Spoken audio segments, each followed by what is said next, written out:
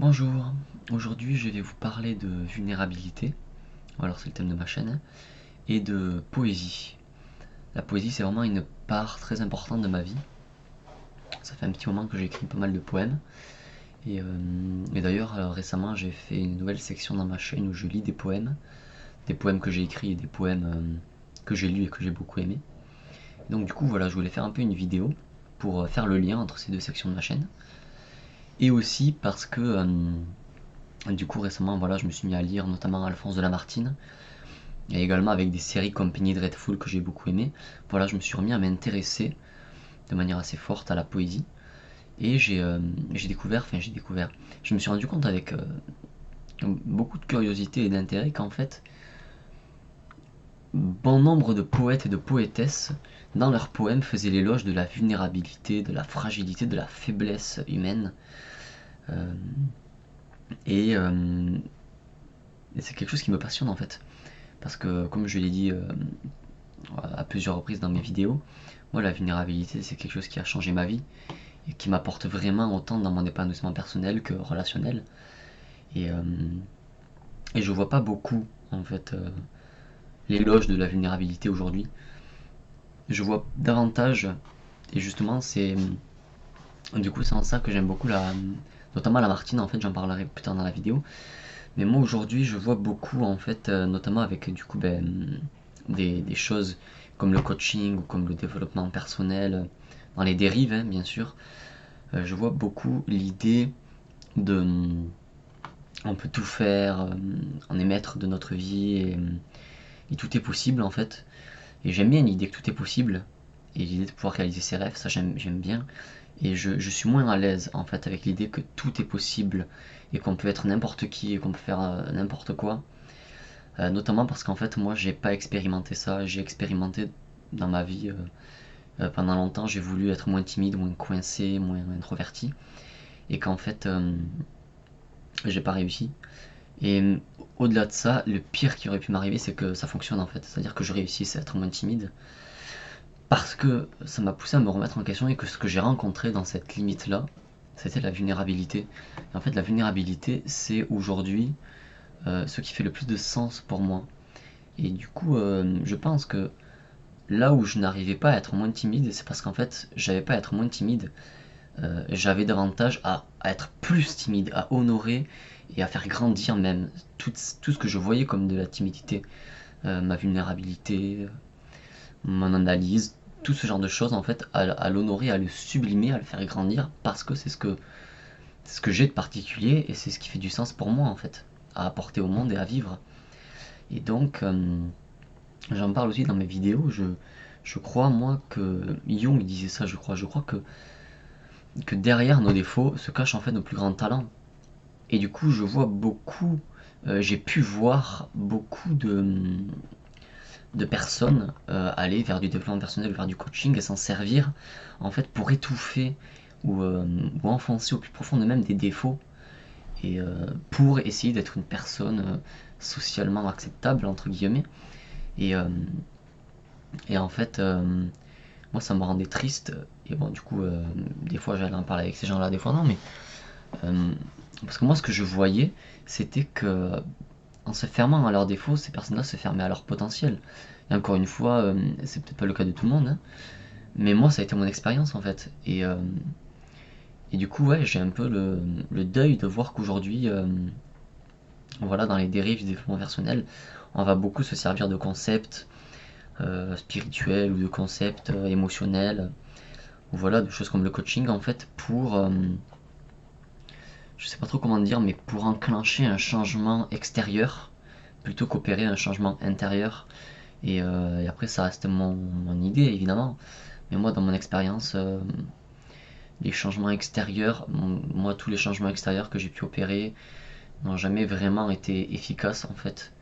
Et à l'inverse, tous les changements intérieurs que j'ai pu faire, euh, en fait, sont toujours présents aujourd'hui. C'est-à-dire que tous les changements intérieurs que j'ai pu faire, les changements de conscience, j'en parle dans ma vidéo sur le paradoxe, aujourd'hui encore, ça me reste et ça a fini par opérer des changements extérieurs importants.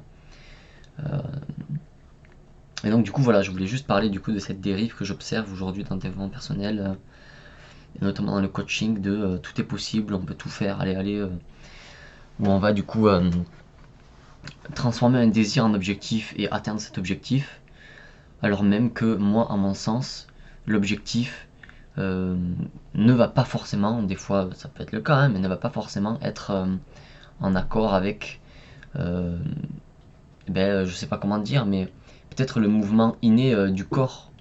Et justement, pour préciser ça, du coup, c'est un peu ce que moi je voyais et que j'aimais beaucoup dans la philosophie de Lamartine, notamment dans un vers qui dit d'un de ses poèmes qui s'appelle L'Homme. À un moment, il dit: Notre crime est d'être homme et de vouloir connaître, ignorer et servir, c'est la loi de notre être.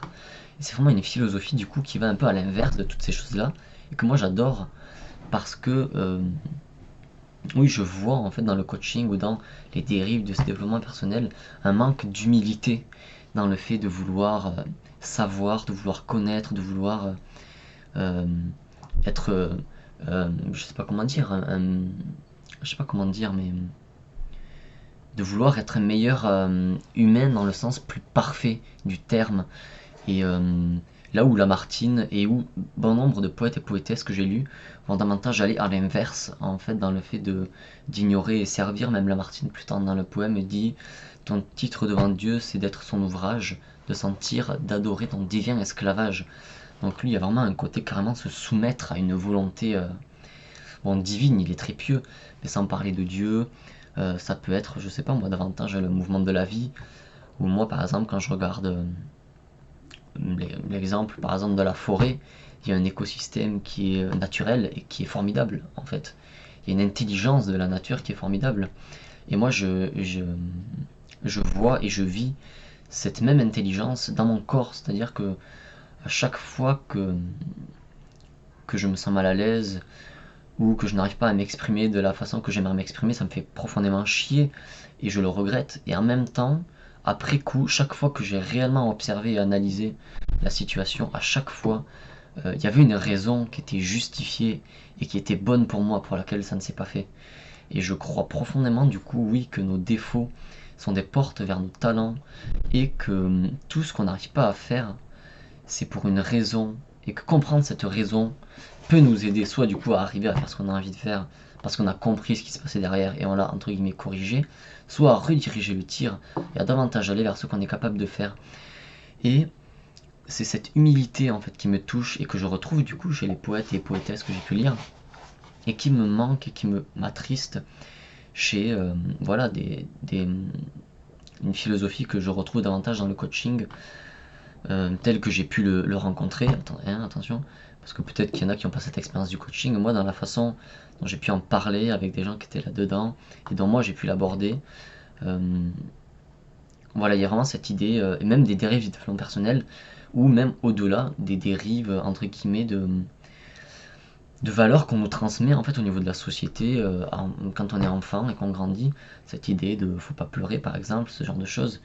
Et, euh, et voilà, oui, cette idée que en fait on ne s'écoute plus et que il faut qu'on soit capable de tout faire. Par exemple, on doit être capable de prendre la parole en classe, on doit être capable de se lever pour aller dessiner au tableau ce que la maîtresse nous dit de faire, etc.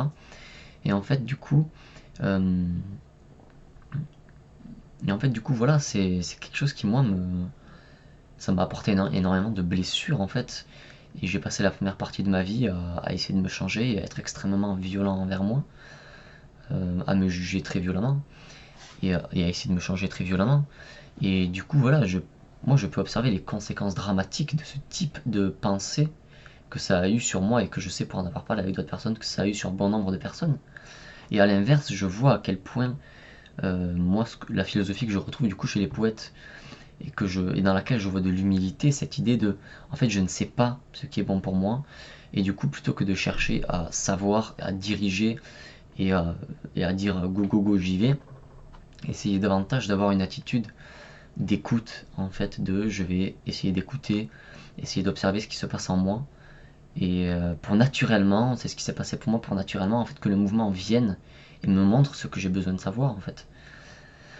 Et, euh, et voilà, par exemple, moi je ne sais absolument pas ce qui sera bon pour moi dans 2-3 ans, même dans 2-3 jours peut-être.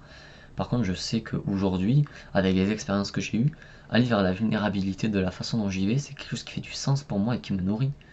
Et, euh, et du coup, voilà, dans ce verre de Lamartine, notre crime est d'être homme et de vouloir connaître, ignorer et servir, c'est la loi de notre être. Je vois vraiment ce retour en fait vers revenir à une humilité, revenir à une réflexion, revenir à un retour vers soi presque, où je ne vais pas chercher à me prendre pour plus que ce que je suis, juste rester là où je suis et essayer de comprendre, euh, enfin de comprendre, essayer de juste être réceptif à ce qui est déjà présent en moi. Et donc voilà, cette philosophie, moi je la trouve très riche, et c'est quelque chose que je ne vois plus beaucoup aujourd'hui. Je pense que oui, c'était lié peut-être à l'époque, parce que dans leur siècle, c'était il y a 200 ans là, la religion était plus présente, du coup il y avait beaucoup plus l'idée de Dieu, d'être soumis, mais il me semble que c'est quand même, je pense que c'était présent à toutes les époques, cette idée quand même qu'on doit être puissant et on doit pas se laisser dominer par qui que ce soit, ni par quoi que ce soit. Et, euh, et moi, c'est vrai que ça n'a pas été mon expérience en fait. Je sais pas trop comment le décrire, mais l'image qui me viendrait, c'est que moi dans ma vie par exemple, c'est comme si je me retrouvais dans un courant, enfin dans un courant d'eau qui est très violent, avec beaucoup de remous, tout ça, et du coup je me fais emporter, je suis en train de me noyer, et je me fais éclater contre une grille, et du coup ben forcément j'essaie de garder la tête hors de l'eau, et je me noie à moitié, j'essaie de garder la tête hors de l'eau, et il y a une grille, et j'essaie de passer en haut en fait. Et je galère comme un fou à passer en haut, et, euh, et en plus, je suis en train de me noyer parce que le truc me tire vers le fond. Moi, j'ai pas envie de me noyer, j'ai pas envie de mourir. Et du coup, j'essaie voilà, de me dire, je vais arriver à escalader cette putain de grille, j'arrive à pas me noyer, je peux le faire, je vais le faire. Et j'ai fait ça pendant la moitié de ma vie jusqu'à ce que, à un moment, voilà, j'ai rencontré la CNV et j'ai fait confiance en fait. Et du coup, j'ai cessé de bouger et je me suis fait aspirer au fond de l'eau. Et du coup, forcément, j'ai eu peur de me noyer. Et en fait, ce que j'ai découvert, c'est qu'au fond de l'eau, il n'y avait plus de courant, parce que le courant était en haut. Et en plus, en bas de la grille, il y avait une porte. Et du coup, en fait, je me suis fait aspirer par en bas, parce qu'en fait, moi, j'avais pas envie de me noyer, du coup, je voulais passer au-dessus. Mais en fait, plus je voulais passer au-dessus, plus j'allais à l'inverse d'un mouvement en moi qui allait en bas. Et moi, ce mouvement me faisait peur. Mais ce mouvement savait mieux que moi ce qui était bon pour moi, parce qu'en effet, quand j'ai fait confiance à ce moment-là, à ce mouvement-là, en fait, je me suis aspiré par mon mouvement et c'est à ce moment-là en fait que j'ai pu passer et remonter vers ma puissance, vers ma conscience, vers tout un tas de choses, vers retrouver du pouvoir sur ma vie, vers comprendre. À ce moment-là, en fait, la compréhension est venue naturellement. J'ai compris un peu pourquoi toute ma vie s'était passée comme ça. Et, euh, et donc voilà, c'est un mouvement qui, moi, c'est un mouvement que je vois comme ça. À travers le coaching et le développement personnel, je vois beaucoup un mouvement qui fait ce mouvement comme ça, comme je disais, c'est-à-dire d'aller plus haut, de se dépasser, de sortir de soi et d'arriver à atteindre des objectifs forts. Et, euh, et pour moi, le pire en fait qui puisse arriver dans ce genre de circonstances, c'est que ça marche en fait. Parce que si ça marche, ça va légitimer le fait que oui, on peut se dépasser, que oui, on a raison de ne pas se laisser abattre et on va arriver à passer en haut. Et à chaque fois, et moi, quand je vois ça, en fait, ce mouvement-là, moi, ce que je vois, c'est que la personne, elle a réussi à ne pas écouter le mouvement inné qu'il y avait en elle, qui l'a mené peut-être ailleurs. Et, euh, et voilà. Et ça me fait aussi penser à d'autres exemples. Ben, par exemple, les artistes, c'est beaucoup ça, en tout cas, moi, c'est ma compréhension, là aussi, de quelques artistes que j'ai pu rencontrer, qui portent une souffrance énorme en eux, où je vois que c'est beaucoup des gens qui se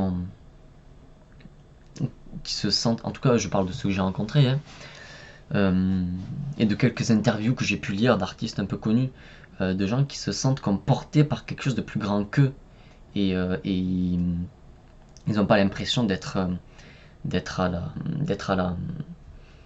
la source de ce qu'ils font en fait. C'est plus comme s'il y avait quelque chose de tellement intense qui avait besoin de sortir qu'ils se laissaient complètement aller à ça en fait, et c'est de là que venait la création en fait. Et, euh, et c'est vrai que moi j'ai beaucoup d'admiration pour ce mouvement-là en fait, de lâcher prise et plus de se laisser attirer par le fond, de faire confiance pour ensuite peut-être remonter et là retrouver du pouvoir en fait. Mais plus dans un deuxième temps en fait, pas dans un premier temps. Je vois aussi beaucoup à travers, du coup là encore les dérives du développement personnel que j'ai pu observer. Quand j'en parle avec les gens, moi j'entends beaucoup une lutte. J'ai toujours l'impression que y a des gens qui apprennent plein de choses, qui, euh, je sais pas moi, qui vont faire des tas de formations en énergie, en je sais pas trop quoi. Et moi, tout ce que je vois, c'est que c'est des gens qui ont peur en fait de leur fragilité. Et, euh, et, et enfin moi, c'est pareil, j'ai peur de ma fragilité. Mais c'est ça que j'admire chez les poètes, c'est que c'est des gens qui avaient aussi peur de leur fragilité, je pense, mais qui y allaient en fait. Et c'est dans ce courage-là que je vois moi beaucoup de noblesse et que je vois que ça a beaucoup à apporter. Parce que moi j'ai très très peur d'être fragile, j'en parle dans mes vidéos d'ailleurs, il y a eu des moments où j'ai pris un peu cher, hein, et je continue d'ailleurs.